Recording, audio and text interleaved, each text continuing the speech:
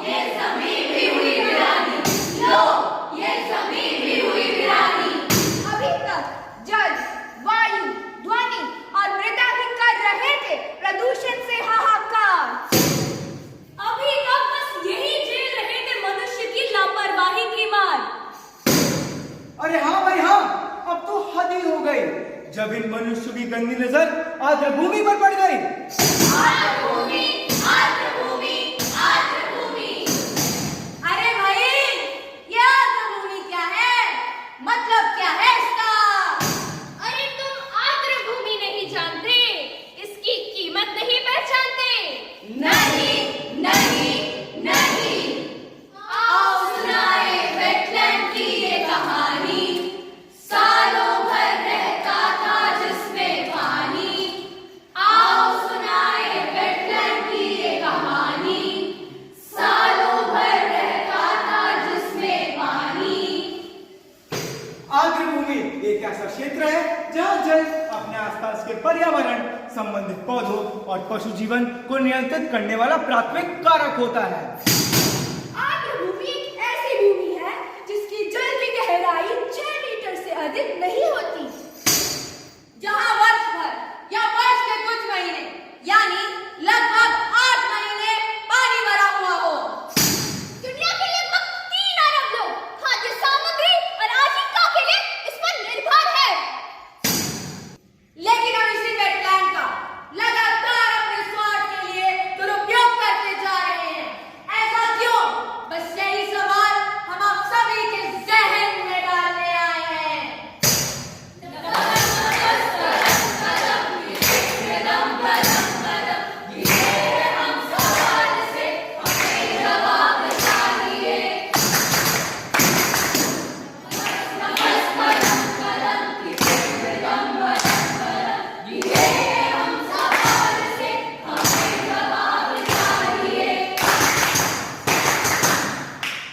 ये तो हुई वेटलैंड की बात। अब आए जाने ये मुद्दा इतना संदर्भित क्यों बन पड़ा है और इसके सामने कौन-कौन सी चुनौतियां हैं? पहली बड़ी चुनौती बेतरतीब बढ़ती आबादी। आबादी, आबादी, बढ़ती हुई आबादी। हवा हो गई जहरीली, पानी भी विषैला हो गया, मिट्टी भी बन गई बंजर, अब तो वेटलैंड पर भी छा गया डेंजर। छा गया डेंजर, छा गया डेंजर, छा गया डेंजर। हाँ, अगर यही हाल रहा तो यूनेस्को के अनुसार अगले 20 सालों में वेटलैंड का अस्तित्व ही मिट जाएगा। आड़ने, बस, माल यही गिराने का। क्या? सुबह से बस 100 ट्रक आए हैं, अभी मालिक आएगा और मेरा भेजा खाएगा। क्या रे कल्लू, कितना ट्रक माल आया? मालिक 100 ट्रक। सुबह से सिर्फ 100 ट्रक? मालिक वो क्या है ना, सामान रखने के लिए जगह भी तो होनी चाहिए।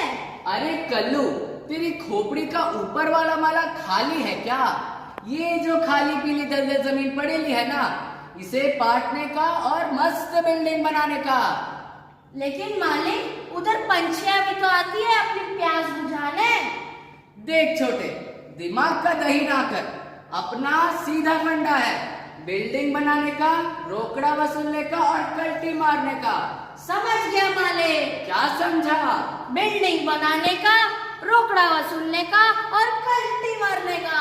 ये बात अब आया ना तू लाइन पे। गरज बरस प्यासी धरती को पानी दे मौला, चिड़ियों को दाना, बच्चों को गुड़धानी दे मौला। 2 और 2 का जोड़ हमेशा 4 कहाँ होता है? इन सोच समझ वालों को थोड़ी नादानी दे मौला।